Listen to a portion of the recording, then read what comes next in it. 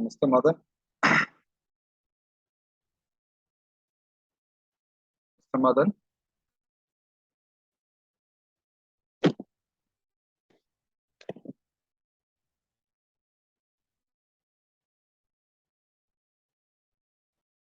Mr. Madan, am I audible?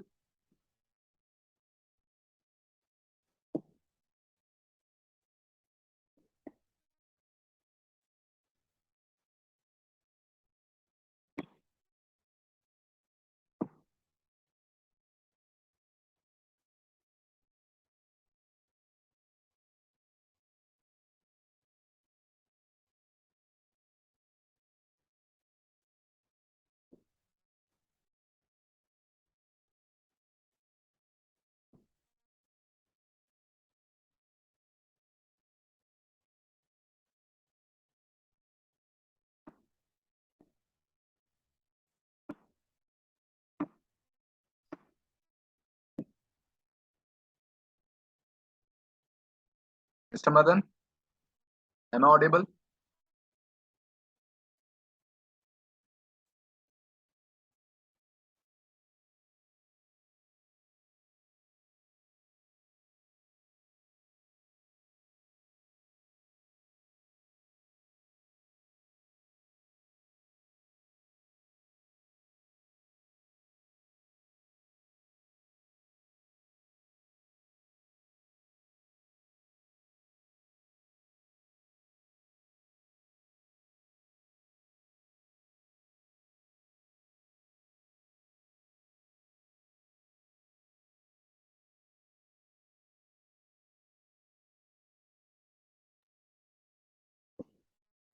Mr. Madan, am I audible?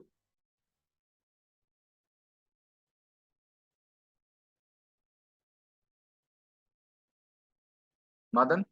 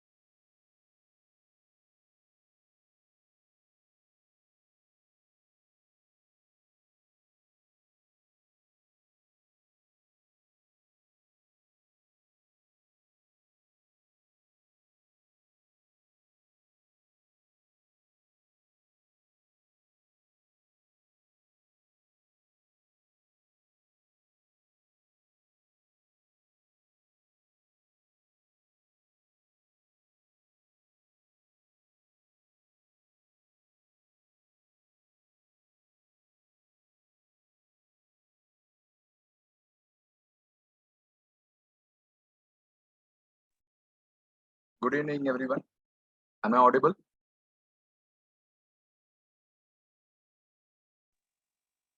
Yes, sir.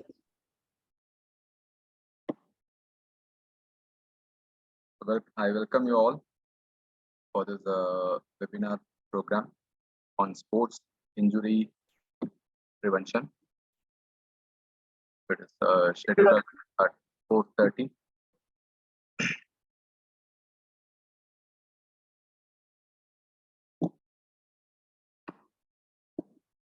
Let's start the.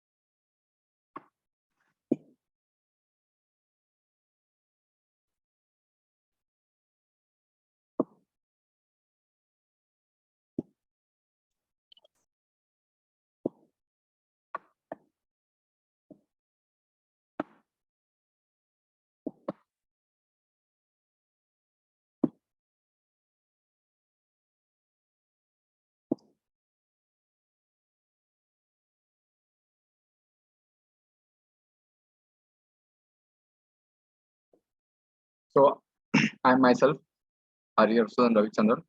At present, I am in ALVA'S College of Physiotherapy and Research Center. So today, I'm going to discuss about sports injury prevention with you all. It can be a discussion, group discussion also.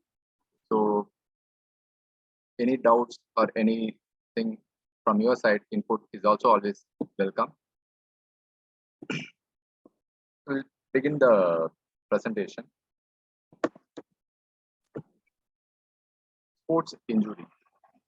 Generally, if we ask someone what is sports injury,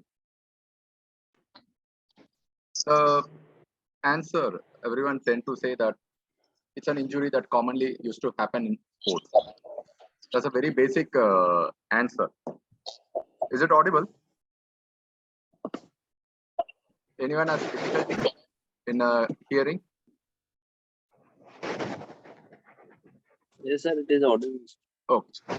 So generally, people used to say, what is a sports injury? They consider that any injury that occurs during sporting activities or exercise-related activities are considered to be a sports injury. But the definition, how the real definition of a sports injury is considered is, it is an injury that occurs when the stress applied to a tissue is greater than its ability to absorb the stress. When the stress overleads or when the stress leads more than the uh, absorbing capacity or the dissipating capacity of a soft tissue, that results in injury. That's why we used to study about stress strain curve or load deformation curve in our biomechanics. So that indicates a toe region where the soft tissue will be slackened, and then you will be having a elasticity region. Then it enters into plasticity. Then the region of failure takes place. That means when the stress, the force, load application keeps on increasing, when the tissue is not able to withstand that force, and that results in injury. We all need a operational definition to carry out. This definition can be commonly applicable for any type of injury. Injury means it occurs when the stress is more to a tissue which it is not able to withstand. So that is considered to be injury.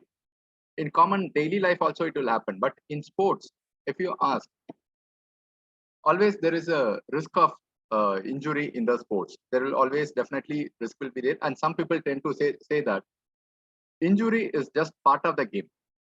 Without injury, there won't be any sports event or sports can happen. Always there will be some injury will be taking place. So, as it is common in sports or sports related aspects, we need an operational definition in order to collect data. When we conduct research regarding sports injuries, we need to collect data to analyze. So for collecting data, we need an operational definition. So the sports injury operational definition, not only the previous one, what I have mentioned, it also includes inability of the athlete to continue participation and immediate requirement of some rehabilitation of medical treatment. So this completes the operational definition of sports injury. Injury happens and the person is not able to, injury happens when the stress is not able to withstand by the soft tissue. And the second half of the definition is inability of the athlete to continue participation, and he requires some form of rehabilitation in order to overcome from it. So this is the operational definition of sports. Why we have to bother about sports injuries? How it affects us? The main reason we are bothered about sports injuries is most of the sports injuries are underreported. It is not like commonly reported. The data is not adequate, sufficient, not sufficient. By the time the injured athlete reaches the hospital or reaches the center, most of the injuries are treated, or it has been treated within the club or within the team itself. They don't go to hospitals. There is no registries to document how many number of injuries are happening. So most of the sports injuries are commonly underrated. And also, it is in one of the study, it is estimated that in New Zealand per year, they are spending around $1.9 billion in New Zealand for managing sports injuries. One New Zealand dollar will be is equal to 54 INR. If they are spending $1.9 billion, it go about around 7.5 to $8 billion in INR. So that much expensive money has been spent on the management of sports injuries. Additionally, severe injuries also leads to physical inactivity and also reduces the quality of life. And hence, most of the national policies focuses on sports injury prevention intervention, and they consider that as a main public health priority in most of the nations. Worldwide, sports injury prevention has become a common program, or it is included in their policy. If you see the graph over here, it shows biological properties of soft tissue in the y-axis, and the activity level of activity is denoted in the x-axis. If a person is very active, involved in training program, or is very physically active, the biological properties of the tissue increases in a good way. That means if positively they will be having getting all the properties to withstand the stress. If a person is inactive or not doing any physical activity, or if he is immobilized, the biological properties of the tissue declines. And that is the stage, the immobilization, inactivity. These are the most common stages where people will lose their quality of life, or people will become very sedentary, they will get some other adverse effects, comorbid illness. All these things are more common at these stages, at the stages of immobilization, inactivity, when the biological tissues are lacking their properties. So we have seen why we have to bother about sports injury. Now, what are the common causes? There could be a sports injuries. One of the common causes is overuse injuries. Means we are doing more training program, or involving in more fitness related activities, or without rest, or with inadequate rest, or insufficient recovery. The athlete is frequently undergoing some training program, or frequently involved in some tournament, participating in the sports without any recovery, or without proper nutrition, or without proper rest. That results in overuse injury. The other reason is poor agility and uncontrolled movements. What does agility means? Any participants? What is the meaning of agility?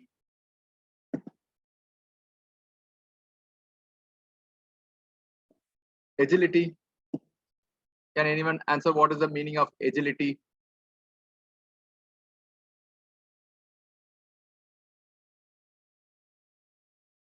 Agility is sudden changes in the direction or movement. Rapidly, the athlete tends to change the direction in the movement, or stops, or accelerates all of a sudden. So that is considered as agility. Most commonly, if you see agility training, like zigzag movements will be training activities will be given for the athletes. So poor agility, uncontrolled movements are also one of the common causes for sports injuries. The other reason is improper equipments. the athlete will be using equipments like helmet or the cricket bat or the badminton rackets or tennis rackets. So those equipments has to be adequately matching the athlete. It should match the anthropometric characteristics of the athlete. If those equipments is not matching the anthropometric properties of the athlete, that also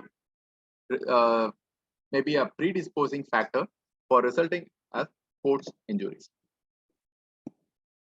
Additionally, new or sudden commencement of activity of training and doing it in a very high intensity. When an athlete is introduced some new exercise program or some new training program, it has to be gradually progressed, or it has to be stage wise, it has to be progressed. If all of a sudden the the training or the physical activity has been progressed to a very high intensity, that results in injury. The other reasons are overtraining, overloading. Some of the coaches, they won't wait for the time or wait for the adaptation in the body to take place. Certain coaches or even physiotherapists, they do common mistakes. Strength and conditioning coaches or physiotherapists, they won't give some time for the biological tissues to undergo some training adaptation for resistance exercise or endurance exercise or whatever it is. They keep on loading the athlete with exercise program, assuming that too much of exercise will help the athlete to practice or gain some technique or gain some physical fitness. But it also misleads to, but it also leads to injuries. Improper warm-up is also another reason for sustaining injuries. Warm-up is essential for most of the training program or events. If the warm-up is improper or inadequate, that is also a common causes for sustaining sports-related injuries. The other reason is environment. Environment, the climate or the surface, the ground surface, hard ground or the like rigid, fixed, flat grounds, that kind of thing. The ground quality of the ground where the events are going to happen, that also tend to create injuries. Poor techniques. Poor techniques, especially most commonly in tennis, the poor techniques are reported, like backstroke kind of thing, techniques and all, or throwing techniques. If the technique is poor, if the body biomechanics or if there is any muscle imbalance, or the athletes intentionally perform some poor technique which is going to cause injury to him because of practicing such techniques. So it is the responsibility of the physiotherapist, strength and conditioning coaches, and movement science therapists to re-educate and incorporate good techniques in the sports for the athletes. Poor nutrition, hydration also should not be forgotten, because for athletic performance, the caloric requirement plays a major role. Per day, around 2000 to 2500 calories, gender wise or the event wise, according to the event or according to the gender, it varies. About 2000 to 2500 calorie requirement is essential for the athlete, and that requirement should be from equal proportions, appropriate proportions, like carbohydrate should be like 55 to 60%. Fat should not exceed 30%. The remaining should come from the protein. Also the micronutrients like minerals, vitamins, and water content. All these things are essential for conversion of the macronutrients into energy release, so that the muscles will be utilizing them. Hydration plays a major role in case of athletic events. Dehydrated athlete more prone to sustain injuries. And last, the personal habits. Personal habits like smoking, alcohol consumption is definitely going to create degenerative changes in the soft tissues of the body, or it may interrupt with the healing capacity. Even personal habits, not only about smoking or alcohol consumption, too much of chocolates or sugar or sweet consumption, that also will lead to like delay in the healing process. The healing tissues or injured athlete, if he is consuming too much of glucose or too much of chocolates, that will also prolong the healing capacity of the soft tissues. So these are some of the personal habits, and the good discipline. A personal habit, it also includes the discipline to do the physical training every day, performing the physical fitness related protocols. That is very important for the athletes. So that is also a thing considered. So totally 10 different points are there which may cause sports injuries. One is overuse injuries because of too much of training, or repeated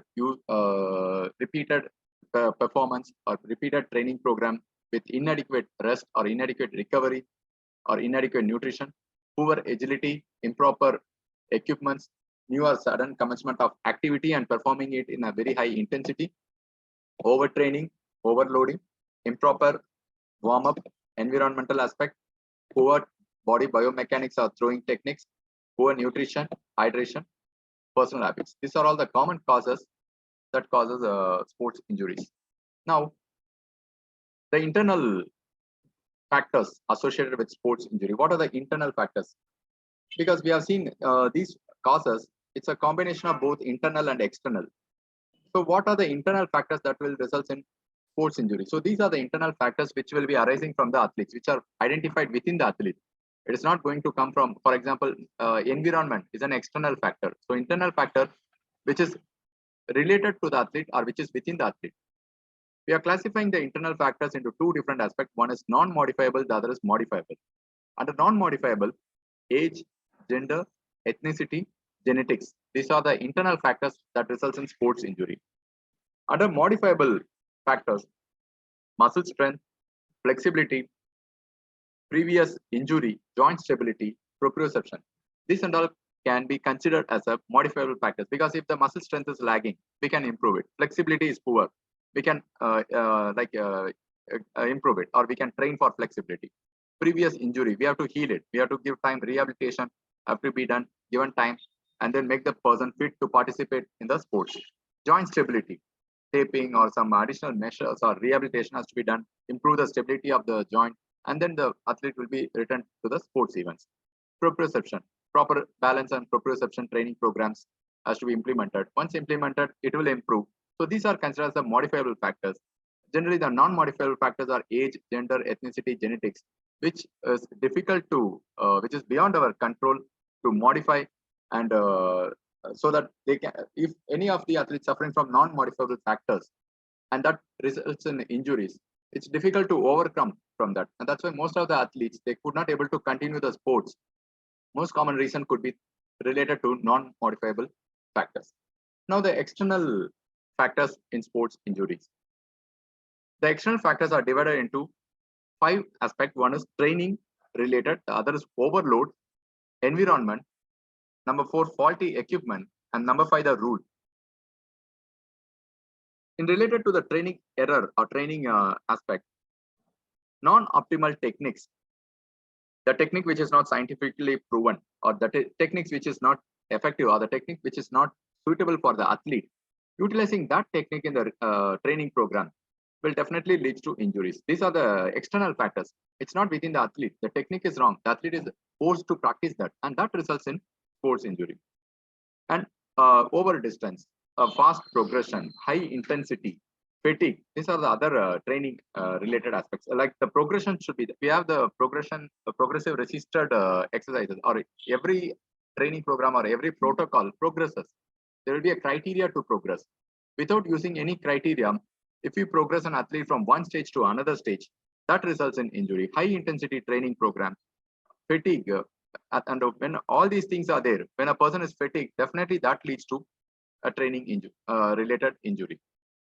Overloading in terms of repetition, set, or speed, or intensity, that also results in sports related injuries.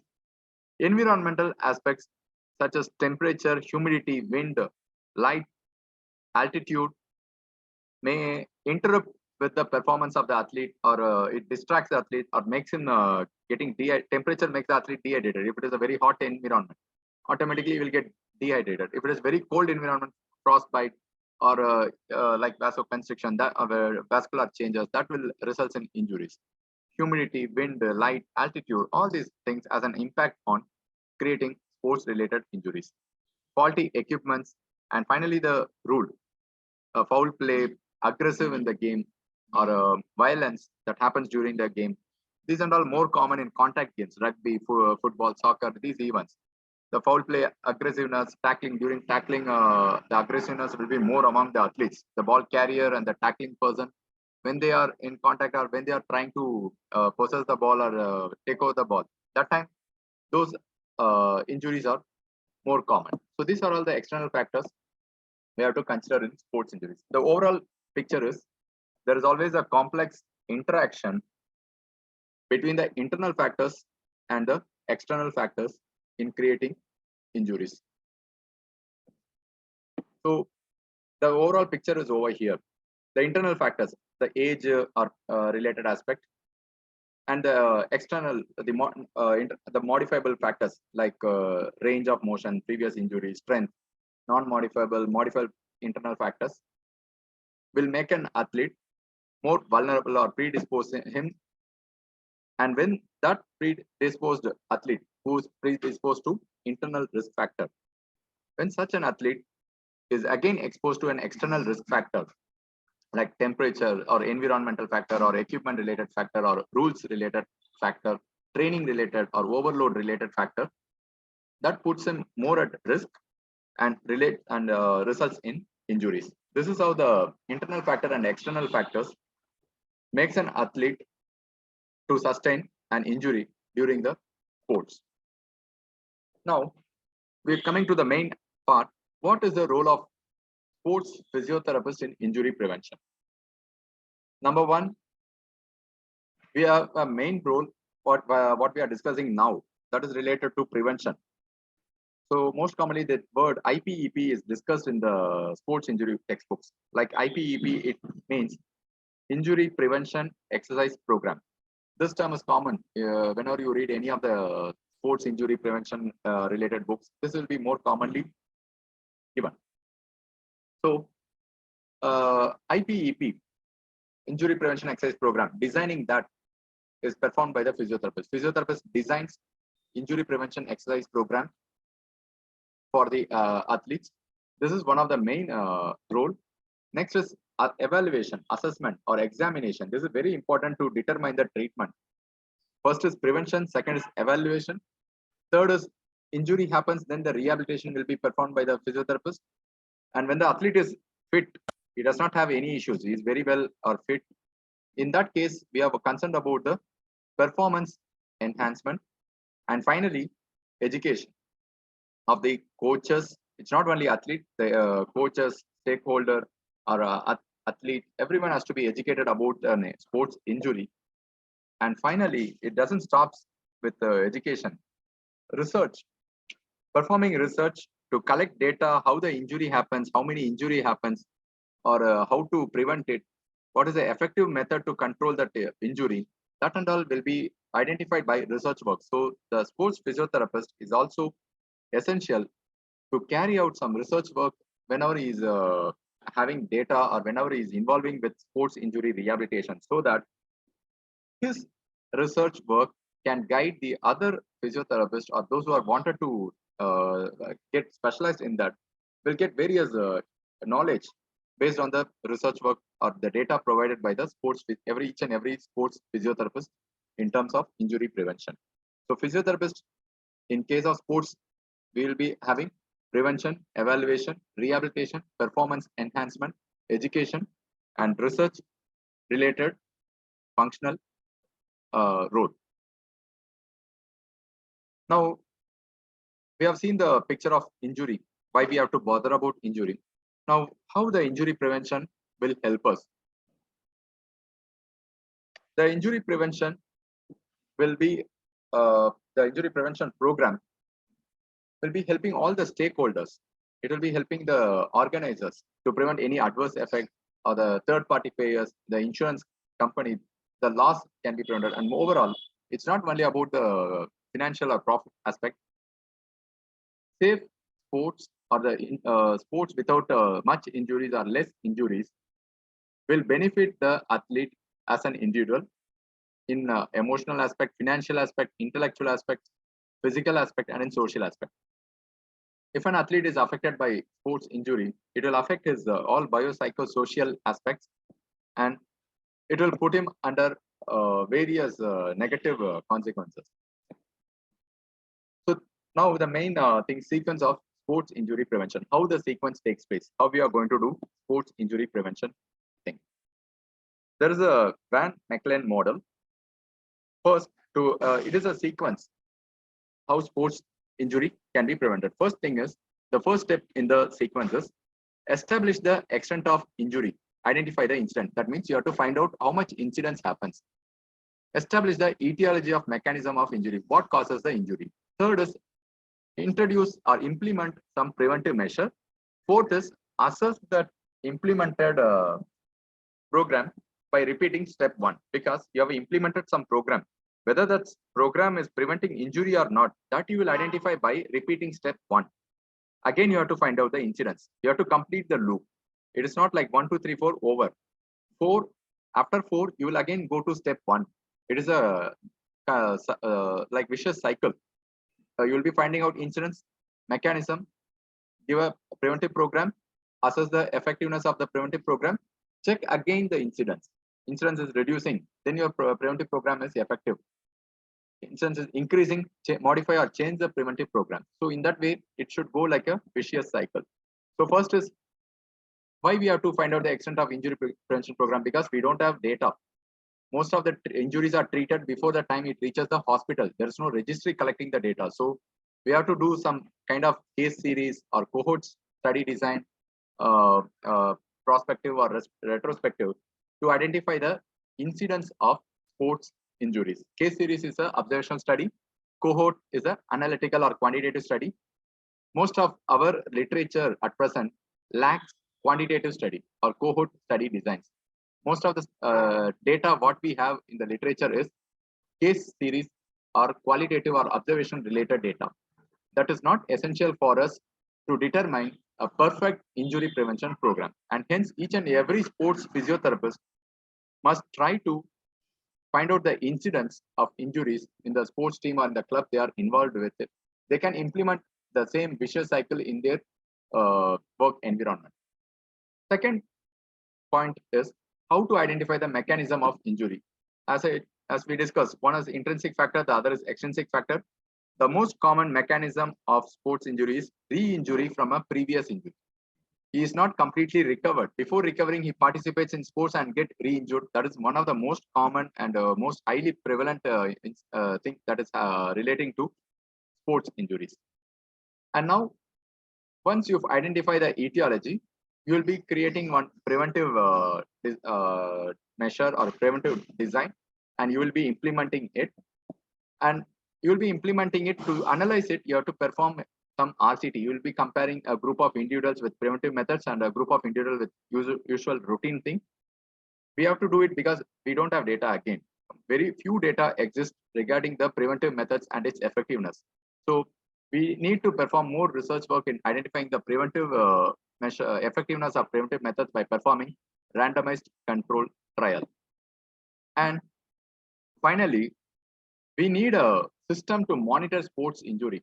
Most of the countries have some systems, like all the sports injuries will be registered over there. Sports injury monitoring system in the United States, Canadian Intercollegiate Sports Injury Registry. Most of the countries started developing it. European Home and Leisure Accident Surveillance System, Accident Compensation Corporation from New Zealand, New Zealand Health Information System. And finally, you will be interested in India. Do we have any such sports injury registries are there? Yes, in India recently they have started. In terms of considering 2024 Olympics, they were initiated centralized athlete injury management system. Last 2-3 years, it was under the topic of discussion. They are going to bring all the athletic injury under CAIMS in India. So these are the systems will be monitoring. They will be noting down the injury prevalence, incidence, morbidity, mortality, and then going again into step 1. So it's a vicious cycle. So once these registries find the data, they'll be trying to find out the mechanism. Again, they'll be introducing some preventive measure and establish the effectiveness of the preventive measures, and they repeat it until the sports becomes very safe or the injuries becomes very rare. But that is not the case. It is very difficult to bring that stage. So this is a model that Van Mechelen has proposed in order to reduce sports injuries. There are some other this model. There are some other model is there, sports injury prevention model, that is called as HADDON'S MATRIX. So HADDON'S MATRIX is a preventive model where initially he has developed it for motor vehicle accidents, because you'll be telling you'll be having a contingency table, like 3x3 contingency table.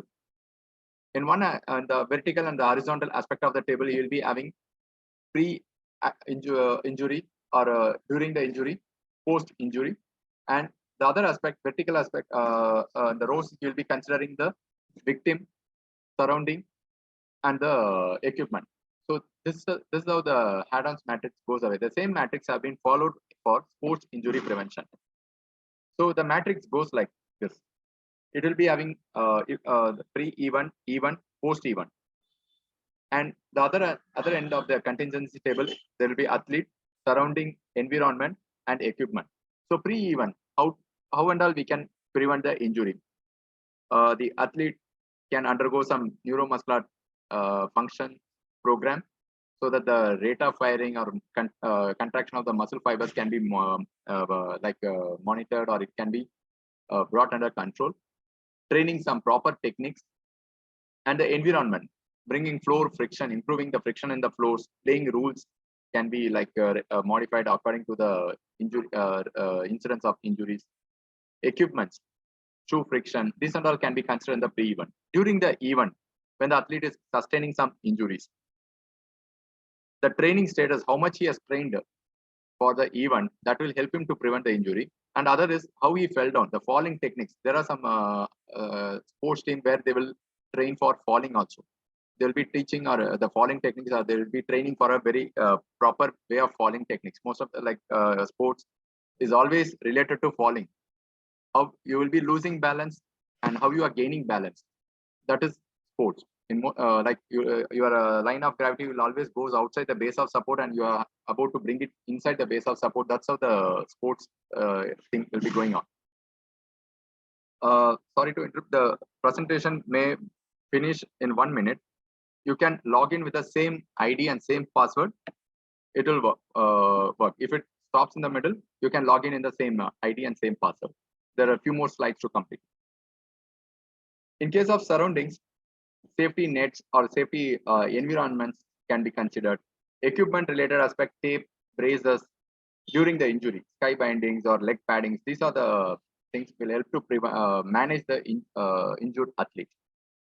Post event, after the injury has taken place, yes, we have to do rehabilitation.